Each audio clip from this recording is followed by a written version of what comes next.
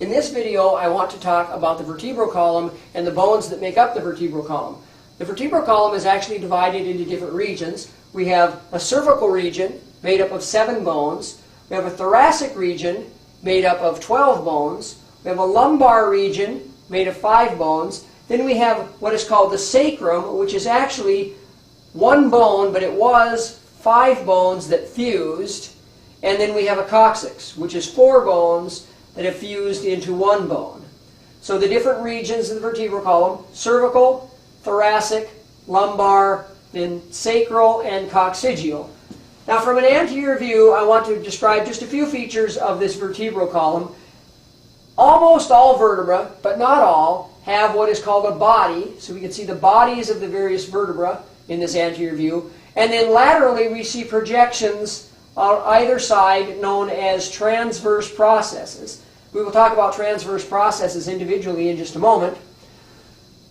We can also see that between the adjacent vertebra we have a fibrocartilaginous disc known as an intervertebral disc.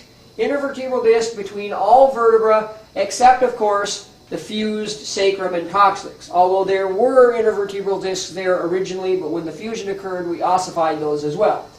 Now if I turn and look at a lateral view of this vertebral column, now we can see the bodies. The transverse processes are for the most part sticking out toward us, and we can see spinous processes projecting out the back of these individual vertebrae. Now because I'm using a vertebral column with the pelvis in the way, we cannot see a real good view of the curvature of the sacrum. The sacrum is curved in such a way to help form the back of the pelvis, and the sacrum, the curvature of the sacrum and coccyx together is known as a primary curvature.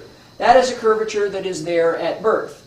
Then we have the lumbar curvature curving the opposite direction. That will be a secondary curvature. Then we have the thoracic curvature forward again. That is a primary curvature. And then the cervical curvature back the other way. So the different curvatures of the vertebral column: cervical, thoracic, lumbar, sacral. Notice they alternate in their direction of curve. Primary curvatures were the sacral curvature and the thoracic curvature. Secondary curvatures are the lumbar and the cervical.